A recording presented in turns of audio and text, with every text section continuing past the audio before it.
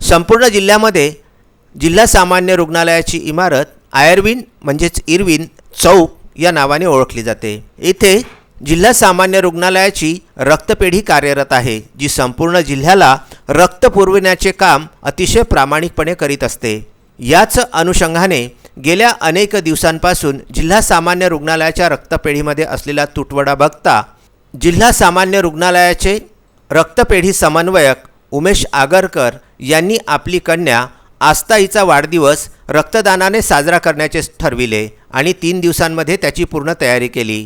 त्याच अनुषंगाने अमरावती शहरातीलच नव्हे तर बाहेरगावातील सामाजिक संस्थांनासुद्धा तसा निरोप देण्यात आला आणि 14 नोव्हेंबर या बालक दिनाचे औचित्य साधून अनेकांना पाचारण करण्यात आले होते। अनेक सामाजिक संस्थांनी या रक्तदान चळवळीमध्ये हिरहिरीने भाग घेतला। एकतर गेल्या नवरात्रापासून दिवाळीच्या सुट्ट्या, निवडणुका यामुळे जिल्हा सामान्य रुग्णालयामध्ये रक्ताचा अतिशय तुटवडा हा जाणवित आहे। हा तुटवडा कुठेतरी भरून काढता येईल या उदात्त हेतूने उमेश आगरकर यांनी हे आगळेवेगळे रक्तदान शिबिर आयोजित केले होते। जिल्हा सामान्य रुग्णालयाच्या या रक्तपेढीमध्येच हे शिबिर आयोजित करण्यात आले होते। यावेळी वृत्त हाती येईपर्यंत सुमारे 180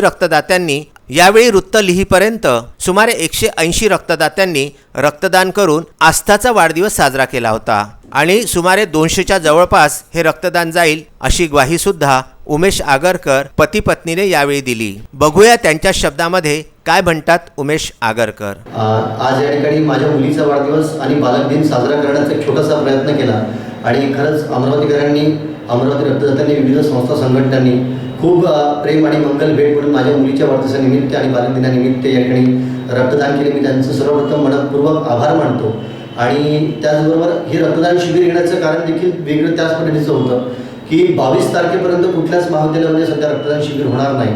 त्याचबरोबर शेतीच्या प्रॉब्लेम्समुळे सुद्धा रक्तदान शिबिर सध्या होत नाही आहे। त्याचबरोबर इलेक्शन आणि दिवाळी या आणि अशा काही महत्त्वपूर्ण कारणामुळे सुद्धा रक्तदानावर फरक पडलेला आपल्याला दिसून येतो। म्हणून ही गरज कुठेतरी पूर्ण व्हावी, तेव्हा मुलीचा वाढदिवस हा इतरत्र साजरा करण्यापेक्षा नातेवाईक मित्र परिवारांना विनंती करून या ठिकाणी रक्तपेढीमध्ये साजरा केला। मी विनंती करेल ग्रामीण शहरी भागातील जे शिबिर आयोजक आहेत, जे नियमित रक्तदान शिबिर घेतात, मी त्यांना विनंती करेल की आपण देखील 22 तारखेच्या अगोदर रक्तदान शिबिर घेऊन या रक्तपेढीला मदत करावी।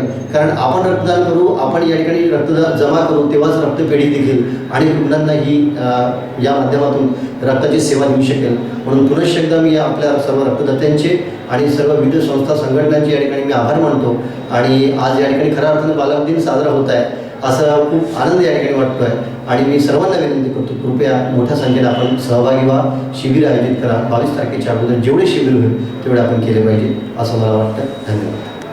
मला खूप चांगलं वाटत आहे कारण की सगळ्यांनी बाहेर कुठे आपण एवढा खर्च करण्यापेक्षा आणि इकडे तिकडे वाढवले खर्च केल्यापेक्षा आपण जर या पेशंटच्या कामात पडत असेल आणि सगळ्यांनी खूप मोठ्या प्रमाणात रक्तदान करून खूप मोठा सहभाग दिलेला आहे।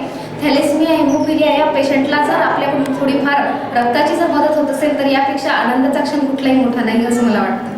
आज बालक दिनानिमित्त आपण न्यूट्रिशन वाटप या मुलांना करणार आहे, म्हणजे खऱ्या अर्थाने बालक दिन हा साजरा होत आहे। इरविन हॉस्पिटलमध्ये बालक दिन खूप चांगल्या पद्धतीने साजरा केला जात आहे।